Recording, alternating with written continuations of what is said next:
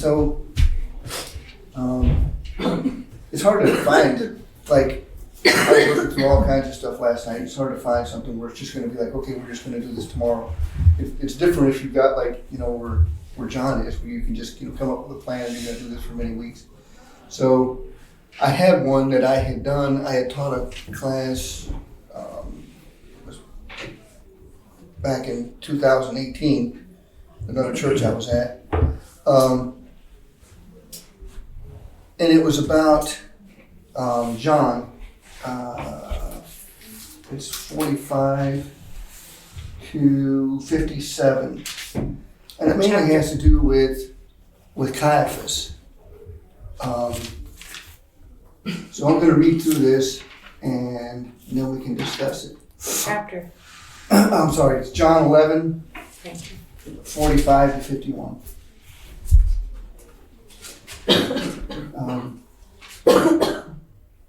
And to kind of set this up, Lazarus has just been raised from the dead, and the Pharisees have gotten together to discuss what's to be done with Jesus, because now that he's done this in the sight of so many people, I mean, part of their fear, I think, is that they say that part of their fear, what they say their fear is that he's going to get so big that the Romans are going to have to come in and do something about it. But then I think part of their fear too is that they're going to lose some of their power because this person is he's famous and taking away some of their glory. So let me go ahead and read this. Then many of the Jews who had come to Mary and had seen the things Jesus did believed in him. But some of them went away to the Pharisees and told them the things Jesus did. Then the chief priests and Pharisees gathered a council and said, What shall we do? For this man works many signs. If we let him alone like this, everyone will believe in him, and the Romans will come and take away both our place and nation. And one of them, Caiaphas, being high priest that year, said to them, You know nothing at all, nor do you consider that it is expedient for us that one man should die for the people, and not that the whole nation should perish. Now this he did not say on his own authority, but being high priest that year, he prophesied that Jesus would die for the nation. And not for the nation only, but also that he would gather in one the children of God who were scattered abroad. Then from that day on, they plotted to put him to death. Therefore Jesus no longer walked openly among the Jews, but went from there into the country near the wilderness to a city called Ephraim, and there remained with his disciples. And the Passover of the Jews was near, and many from the country up to Jerusalem before the Passover. Many went from the country up to Jerusalem before the Passover to purify themselves. Then they sought Jesus, spoke among themselves as they stood in the temple, What do you think, that he will not come to the feast? Now both the chief priests and the Pharisees had given a command that if anyone knew where he was, he should report it, that they might seize him. So the question that I had, and I still kind of have, I wonder, did Caiaphas know who Jesus was? Did he understand that he was? Because it says that he prophesied. But I've read, I was reading last night some commentary online, and it said no, that it wasn't so much that he knew that Jesus was the Messiah. It's that he had seen these things, he couldn't comprehend how these things were going to come about.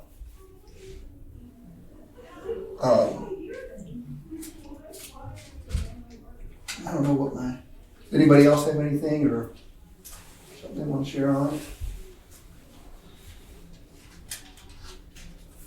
It sounded like he still had an open mind about it, though.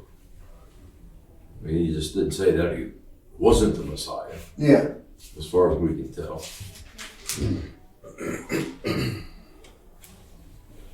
But it's, sort of the height of politics.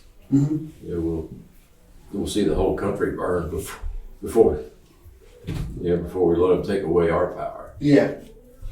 Yeah. Yeah, they were concerned it was all about power, and as Jim was saying here, I mean, they're saying the Romans will come and take away both our temple and our nation. So they're scared they're losing power, you know what I'm saying, and prestige and their positions.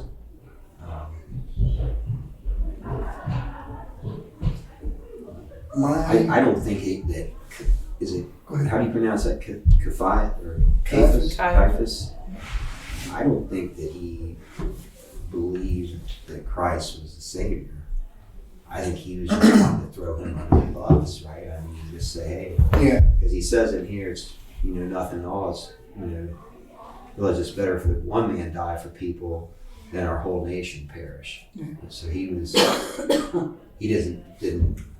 wasn't saying sacrifice him for the sins of the world, for the sin of man.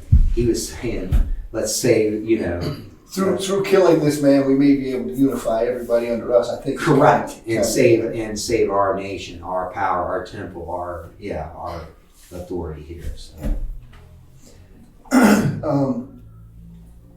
My commentary says Caiaphas became high priest circa AD 18, being appointed by the Roman prefect Valerius Gratus. His father-in-law was Annas, who had previously functioned in that same position from AD 7 to 14, and who exercised a great influence over the office, even after his tenure. Caiaphas remained in office until AD 36, when along with Pontius Pilate, he was removed by the Romans. He took a leading part in the trial and condemnation of Jesus. In his court or palace, the chief priests, Sadducees, and Pharisees assembled and plotted to take Jesus by trickery and kill him. And then it says, one man should die for the people.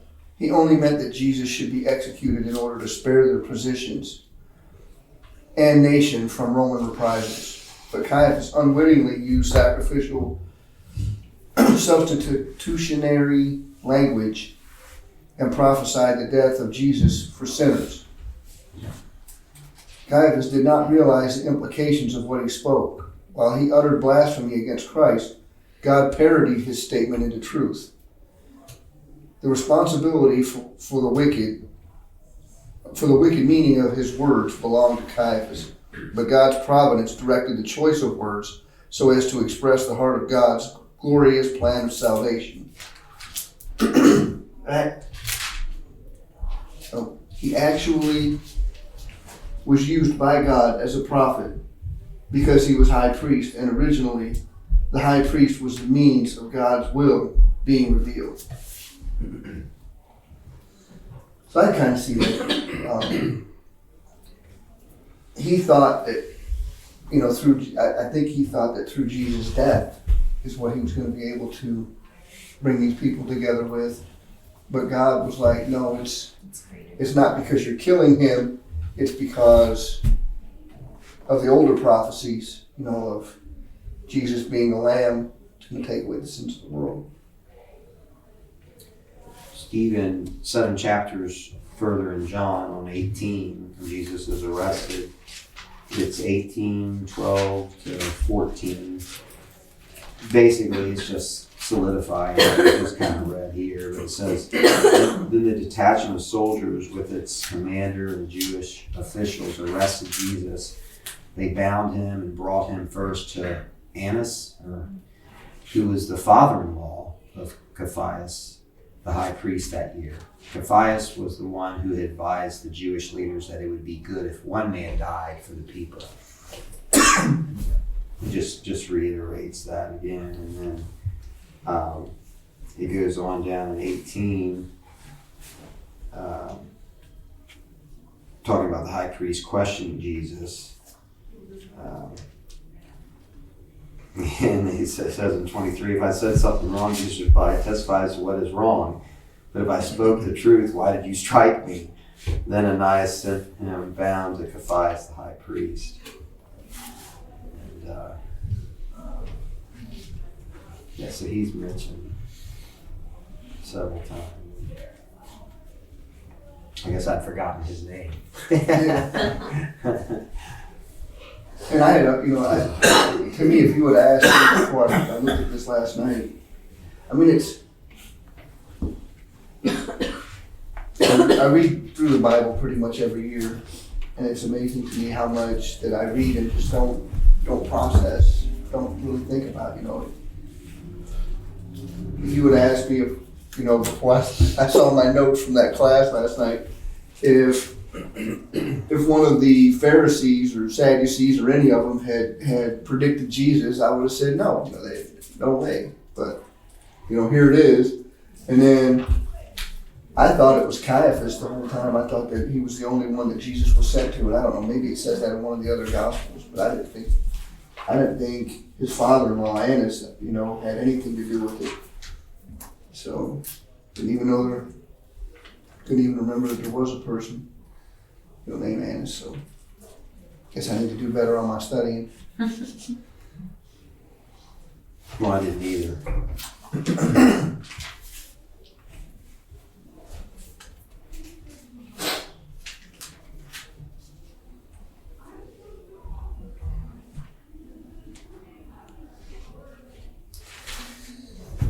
You can see though, one of the things that we talked about, I don't know if I had talked about it in this class, but one of the things when I was going through my class was that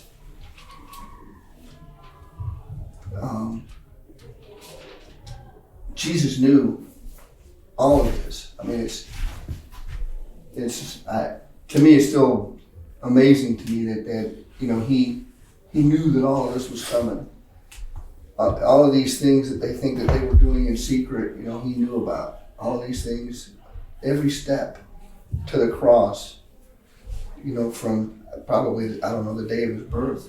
He knew what was coming, and yet he still went. He didn't turn to the side. He didn't there was at no point where he took the easy way. He couldn't.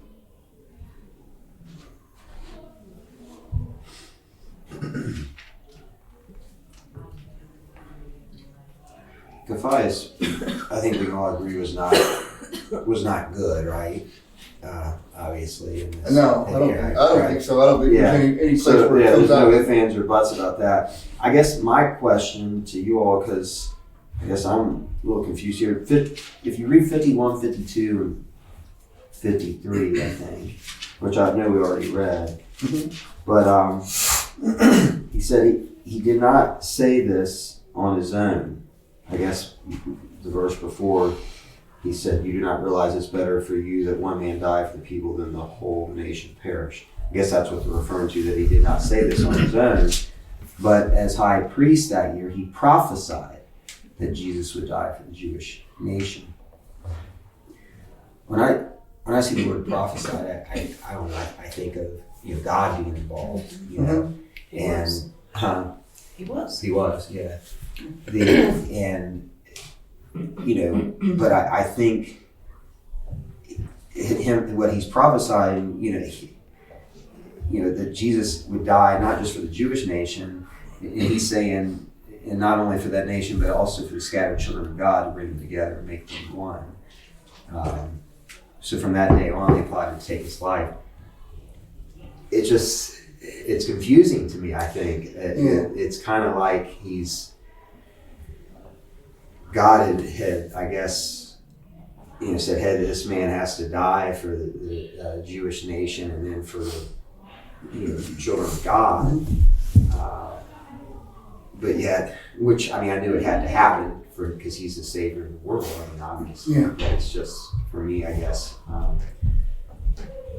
What he's using for a bad use, saying, but God obviously intended for saving us. Yeah, I think in his evilness or his arrogance, whatever, he took it that God was giving him. I think was giving him an edict. Right. Go kill this man, and this is all going to happen. And he didn't realize that's not how God meant it at all. Right. And The results were the same, but his motives were different. Yes, that the motive. Yeah. That's what I'm saying. Yeah, the motive. What his motive was not what God. You know what I'm saying? Yeah. Well, I mean, it was God's plan, but I'm just saying. You know, his motive was different. I guess I'm trying to say. Yeah. his motive was, Keeping his power, keeping and you know, his nation intact, keeping, you know. I think partially too, you know, to be able to sit back and say, you know, here was this guy and he was leading the people astray and we killed him, you know, and thinking that, you know, all these things, this revelation that God had given him, it was going to increase their power, and all of these things that God had given him this prophecy of were going to happen through him and through, you know, the Pharisees. And I guess in a way he was right. You know, they did ultimately get Jesus on the cross and kill him. And ultimately it worked out just like they thought, except that they weren't a part of it. Instead they're on the, you know, they're on the bad side of history. Might not have known what he was saying, too. God could have just been speaking through him. I mean, if he get his message through a donkey, I don't know why he couldn't use an eye. This is true. It was probably easier. This is true. I think that's one of the things that has always perplexed me is that the Pharisees, you know, like these were the religious leaders. They were, you know, they were the men of God that through the ages, if you know what all it took to be a Pharisee, like you had to know, like these Jewish young men had to memorize the, you know, the first 5 books of the law, you know, like, they had to be able to recite these. Like they knew all the prophecies. They knew, you know, they're the ones that should have been able to recognize that Jesus was the Messiah and all this stuff. And, you know, whether they were blinded purposely or whether through their own greed and power, which, you know, hey, we see that in politics today. Some people who know the things don't want to do the things because they want the power and the, you know, power and position. And because that's what isn't that what it said in there? Is Romans will come and would take our place in our nation, our temple in our nation. And, you know, they're the ones that should have been able, like they knew, like they were men of God. They're the ones that should know and should have known better and should be able to recognize. But Should be able to look at all the signs and I'm sorry. There are some that just doubted, though. I don't remember if it's in Luke or John, which of the Gospels it's in. But Jesus is talking to the people, speaking to the people, and telling them, I am the Messiah. And they're like, no, you're not. You're Joseph's son. Like, you're just some guy that grew up down the road. And then even to the point of wanting to run him off a cliff at that point. So just they had a hard time believing it too. The disciples did too. They thought they believed, but they kept questioning it. yeah. You know, all this was definitely orchestrated by God. You know, God's hand was in it. Because I was just thinking, and again, I'm getting a little bit off subject, but we're still kind of on the subject. Pilate, you know, he could have overruled, you know what I'm saying? He was a leader, supposedly, right? He was in a position of authority where he could have said, hey, this man I've interviewed multiple times, I've talked to multiple times, he's done no wrong. He's done nothing wrong. But he, for whatever reason, to look good in front of the Jewish people, or what have you, to make sure that they don't get into an uproar or a riot or what have you, he basically pacifies them. And he kept doing all these things, trying to, you know, hey, I don't see anything wrong. And he kept Trying to come up with an easy way to get out. And he's sending them other people. And yeah, it kept coming up. And then he's like, okay, I think I finally figured it out. I'm going to take the baddest dude, you know what I'm saying, or whatever, and I'm going to put him right next to Jesus, and I'm going to go, hey, Yeah. you've got a choice here. we can either crucify this bad dude, right, that's murdered people, killed people, all this kind of stuff, and we'll release Jesus, or we'll crucify Jesus and we'll release this bad man into population. You know what I'm saying? Where he could kill again, type thing. So what do you want me to do? Crucify Jesus, you know what I'm saying, or whatever, and release Barabbas. So, you know, I just, it's just him as a leader and in a position of authority. But again, God was involved, exactly. right? God was involved in that, but it's just. I think in that, if you look at the way that all of the things that had to be, I mean, just think of the hundreds of thousands of things that had to be woven into that fabric for everything. I mean, if the Jews were passive and the Romans, you know, didn't really fear an uprising, you know, I could see, you know, Pilate saying, we're not, Right. you know, We're not gonna do this. we're not killing the guy. Right. What are you going to do about it? Go ahead, uprise, and we'll wipe you all out, you know. Right. So, I mean, everything down to all of the different people, you know, and all of the different lives that they lived up to that point. Had any you know part of it not been Right. in line, it wouldn't have worked, and it had to have been that way for, you know, generations really to get the world where it was at when Jesus was. Oh yeah, no, you're right. It had to be the right person, people in place, right? I mean, you know, this was set in motion, you know, hundreds. At the beginning of time. Yeah, beginning of time. Yeah, exactly. I mean, because like you said, you know, Pilate had to be in power, right? Because if it was someone else, they may have not done that. You know, Caiaphas had to be the high priest. You know, all these different. Yeah, no, you're right. It's a lot of. The amazing thing is that Paul's wife told him to release him, and he still didn't. Yeah. Oh, his wife did. Yeah. Don't have nothing to do with that man. That's right. Yeah, that's right. He said, yeah. You think he would listen to his wife? Yeah. Don't we all do that? How many times you think you heard, I told you so? Yeah. Told you not to mess with that guy. Again, I think it's very funny that the religious leaders, again, the people that should know better, were the ones that wanted him to die. And the political leaders who were not religious at all were like, I don't want to, you take him. No, you send him to this. Oh, you know what? We're going to send him over here. Like, they were all passing around because like, they all knew something. They had some kind of feeling that was like, I don't want to do this. Their morals seemed higher, right? Like, I want nothing to do with this. Did it really though? Was it really higher, or was it that they just didn't want the infamy that might go with, you know? Right. I don't know. Like maybe I don't know.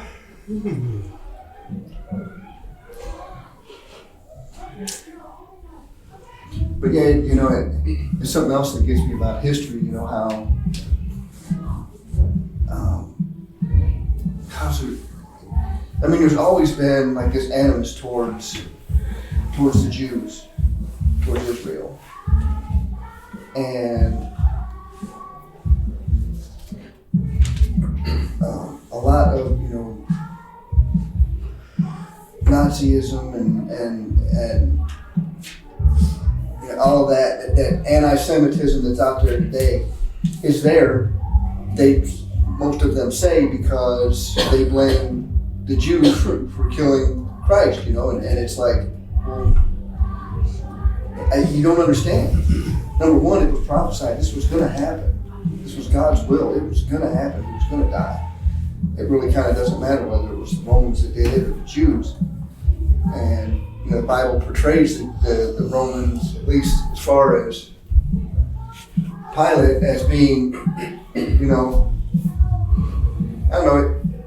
If you read, there's also, I don't remember where it's at, but if you read like this account, you know, it's like Pilate really doesn't want to have anything to do with killing Jesus.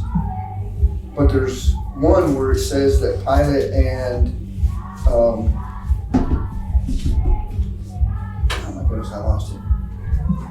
the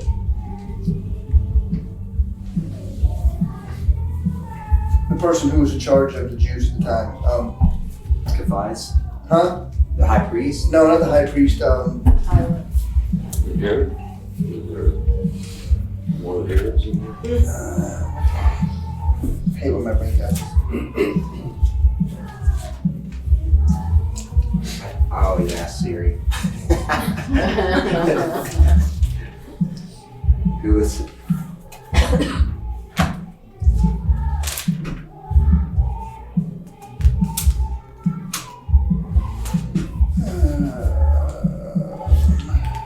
It's the person that the Romans placed in charge of the Jews.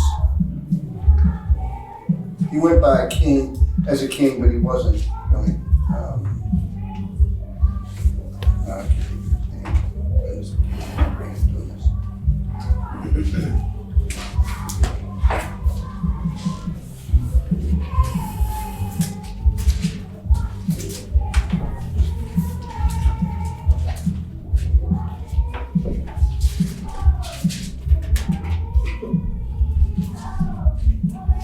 Herod. Somebody said Jim that. had it. Jim's Oh, did he? I'm sorry. Well, I wasn't sure. I mean, Yeah. King Herod. It says that there comes a point where Pilate and Herod become friends that day, or it says, from that day forth or something. So you wonder, how much of what Pilate did was, just like Betsy was saying, political. It wasn't that he really cared one way or the other. It was just following the political flow, like politicians do. If this is seen as a good thing, how can I, even though I might not have supported it before, how can I make it look like I've changed? How can I make it look like I'm going along with the crowd, whatever the best thing is for me politically?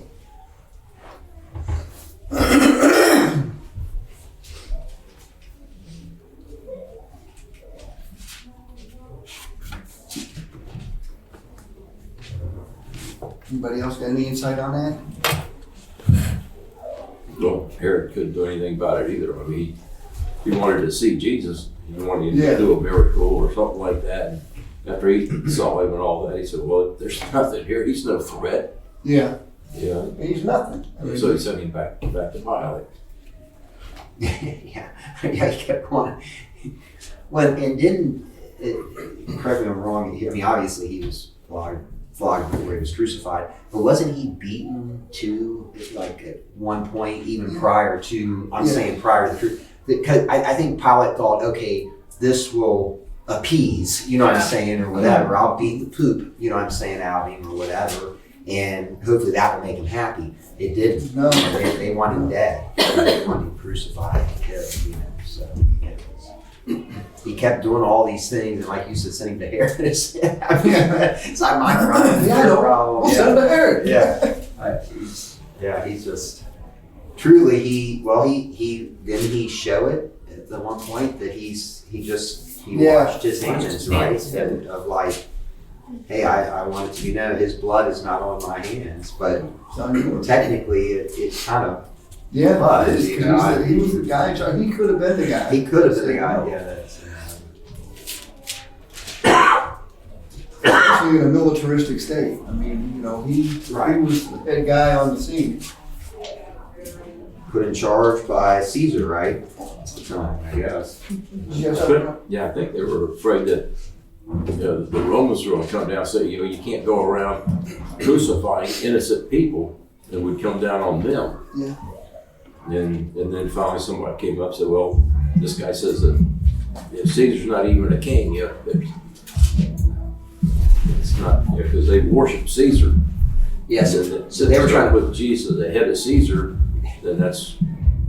They were trying to play to the Romans, weren't they? Yeah. By saying that. They were trying to play to the Romans by saying, hey, look, This man setting himself as the king. the We have no Jewish, king but Caesar. the Jewish people, they were just saying, hey, he's saying he's the son of God. you know, and of course that ticked them off. That was blasphemy to them.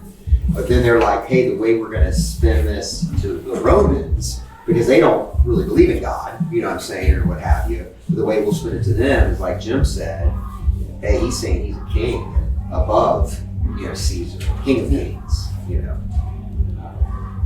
Yeah.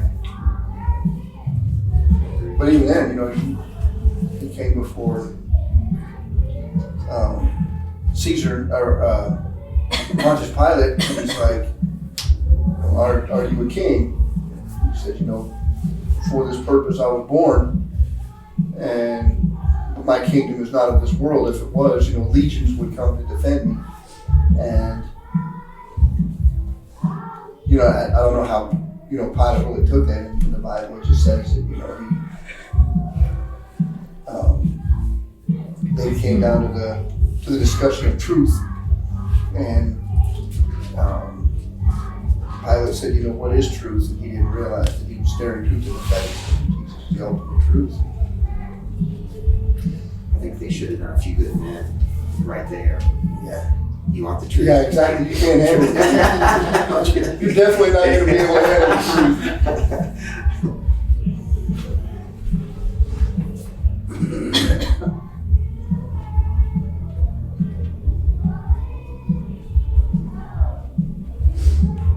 What was they going to sing that loud when they're?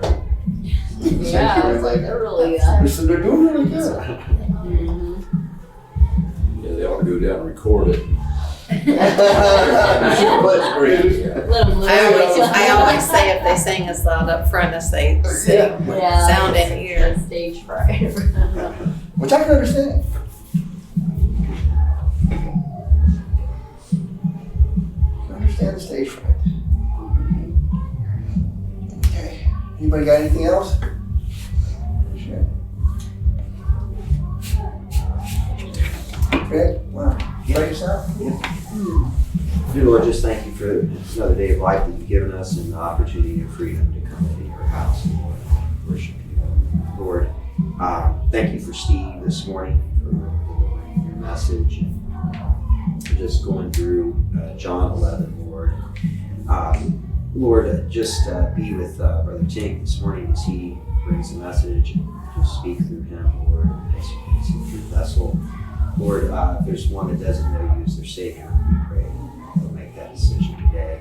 Lord, be with the ones we've mentioned this morning, Cassie Armstrong and the twins, and Jan Meekham, Lord, Colson, just several others, Lord, that we mentioned this morning for just praises or healing and just or comfort, peace. Just be with maybe some that wasn't mentioned. Be with Sandy as she's sick this morning as well. It's these things we ask in your son's name and sake. Amen.